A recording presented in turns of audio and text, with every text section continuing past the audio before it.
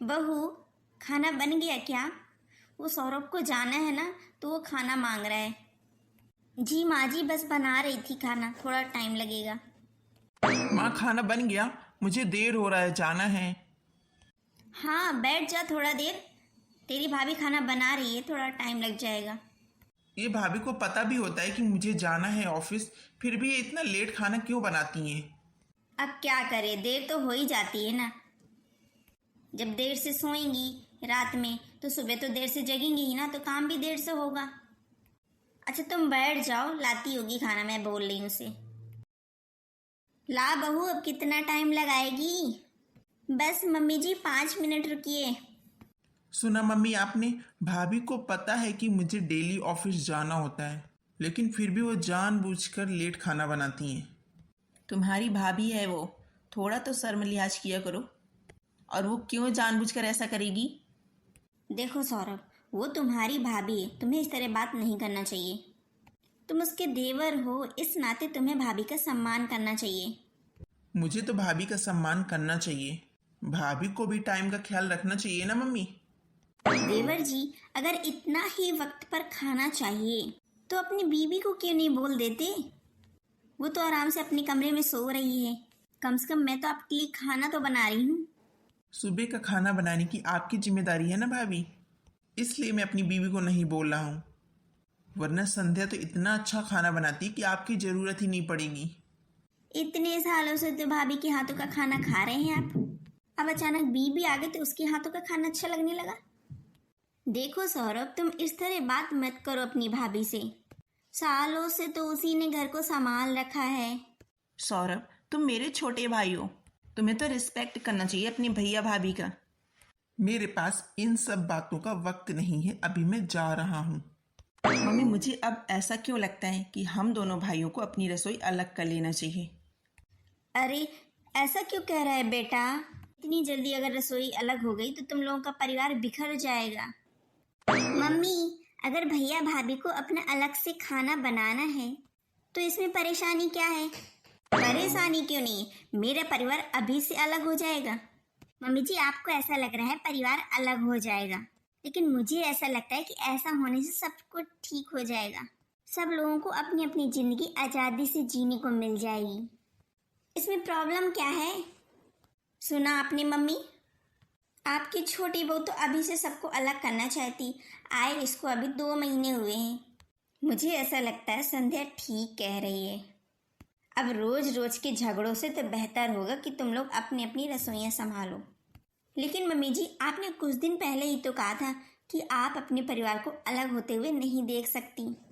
पहले आप क्लियर तो कर लीजिए कि आप चाहती क्या हैं। मैं तो बस तुम दोनों को रहते हुए ठीक से देखना चाहती हूँ, लेकिन मम्मी जी कभी मेरी साइड लेती, कभी संध्या की। तो क्या करूँ, कभी तुम सही होती है, कभी ये सही होती है।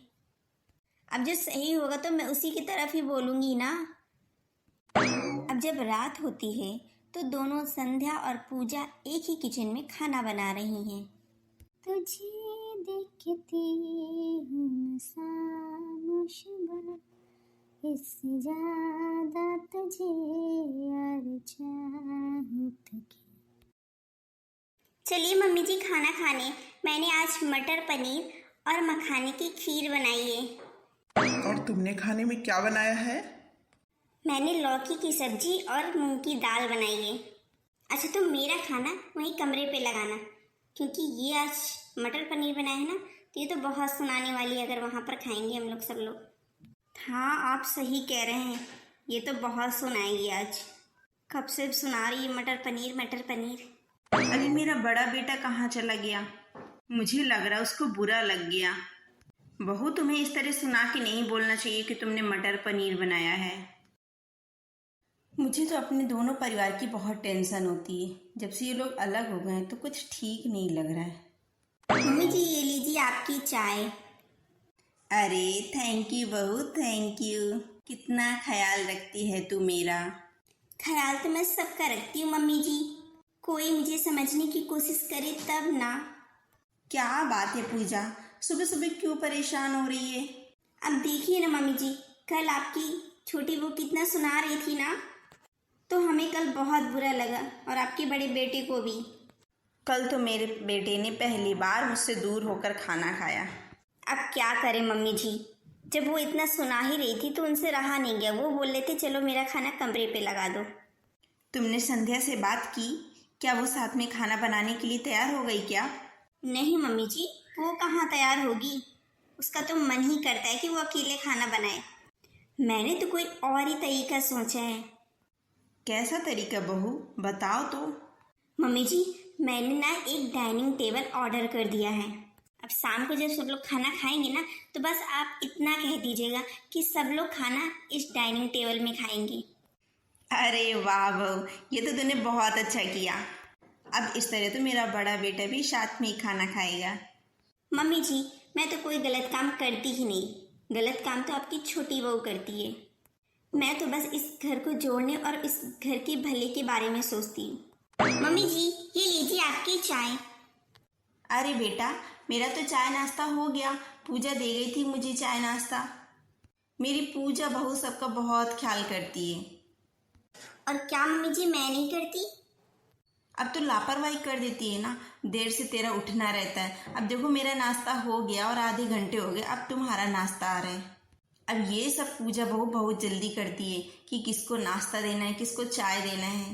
अब क्या करूँ मैं मम्मी, कितना भी कोशिश करती हूँ कि जल्दी उठ जाए लेकिन नींद ही नहीं खुलती है। अब रात में इतना देर हो जाता है सोने के लिए तो सुबह नींद ही नहीं खुलती है। अब पूजा बहू भी तो है ना, उसके 2 बच्चे हैं, वो भी तो देर से सोती है और सुबह जल्दी उठ के नाश्ता बनाती है सबके लिए, टिफिन पैक करती है बच्चों के लिए। अब उनके बच्चे हो गए तो उनको तो टेंशन होगी ना कि नाश्ता बनाना है। जब मेरे बच्चे स्कूल जाने लगेंगे तो मैं भी उठने लगूंगी। अच्छा, तो मतलब तू अभी नहीं उठेगी, जब तेरे बच्चे हो जाएंगे तब तू जल्दी उठेगी? अरे नहीं मम्मी, मैं तो कोशिश करती हूँ जल्दी उठने की।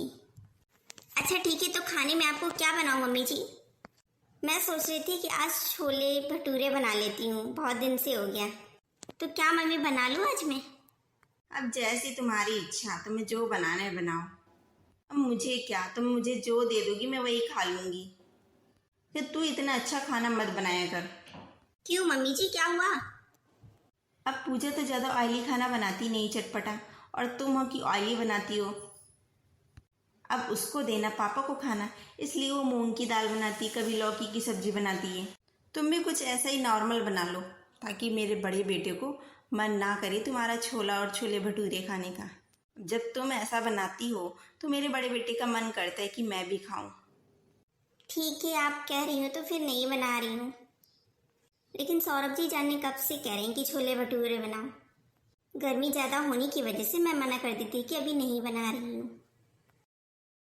मैंने तो कभी सोचा नहीं था कि छोटी बहू के आने से इतनी जल्दी घर में अलग हो जाएगी गृहस्थी। हमें आपसे एक ज़रूरी बात करनी थी, इसलिए मैं और पूजा आपके पास आए हैं।